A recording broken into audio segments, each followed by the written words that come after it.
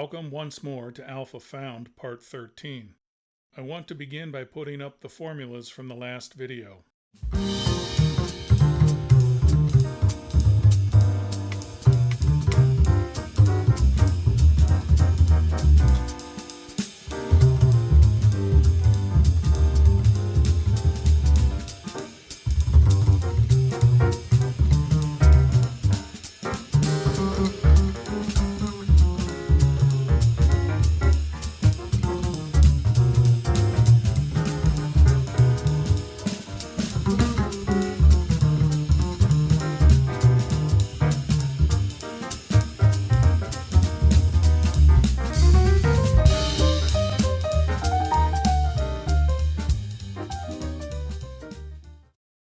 Now we need an example. It makes several points more clearly than can be made by algebraic manipulation alone. As always, I recommend you stop the video to make sure you understand the calculations. The example will show how the forward perturbation risk model works, how it is different from CAPM, how CAPM beta does not equal ideal beta, and how the expected alpha is usually different from 0 for each security or portfolio. Example 13.1. Assume the following ideal parameter values. The low ideal beta equals 0.5. The high ideal beta equals 1.5. The average excess return of the market is 10%. The average perturbation return for the market is 0%. The ideal standard deviation for the market is 18%. The ideal standard deviation for the low CAPM beta portfolio is 9%.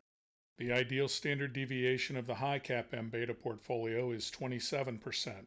The standard deviation of the perturbations for the low CAPM beta portfolio is 3.33%. The standard deviation of the perturbations for the high CAPM beta portfolio is 16.66%. And although some will find it annoying, I'll be using far too many digits past the decimal point. With those inputs, the following calculations are made using the formulas derived so far.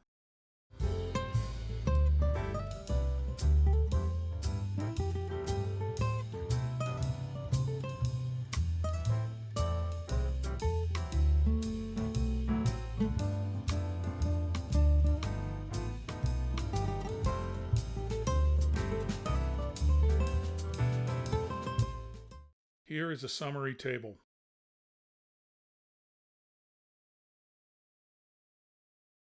The expected return of the low CAPM beta portfolio minus the risk-free rate using the perturbation risk model equals the ideal beta times the average excess return of the market. Simultaneously, using CAPM, the expected return is the expected alpha plus the CAPM beta times the average excess return of the market. Under these conditions, CAPM has an expected alpha of the low CAPM beta portfolio of 0.7712%, which would ordinarily be thought of as excess risk-adjusted return. The lens of perturbation risk shows that expected alpha is an expectation without there being any actual excess risk-adjusted return.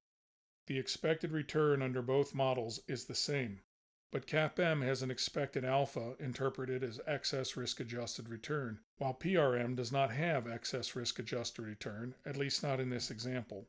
The same calculation for the high beta portfolio results in an expected alpha of minus 0.7712%. Therefore, the expected alpha of the low CAPM beta portfolio is greater than 0, is greater than the expected alpha of the high CAPM beta portfolio. The expected ideal Sharpe ratios are as follows. Notice that they're equal. However, the inclusion of perturbation risk gives a different expectation.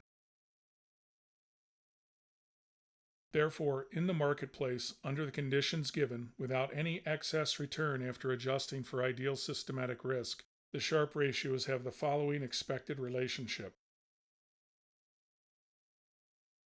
Under the conditions given, the PRM predicts as a mathematical expectation the volatility effect. This example demonstrates the mechanics of the perturbation risk model. It also shows how OLS regression as an estimator for CAPM parameters generates non-zero alphas as an expectation, though there is no excess return. Alpha as an economic reality has been shown in this example to be a statistical artifact of OLS, which in this context is misapplied. Much more detail is needed, much more is coming.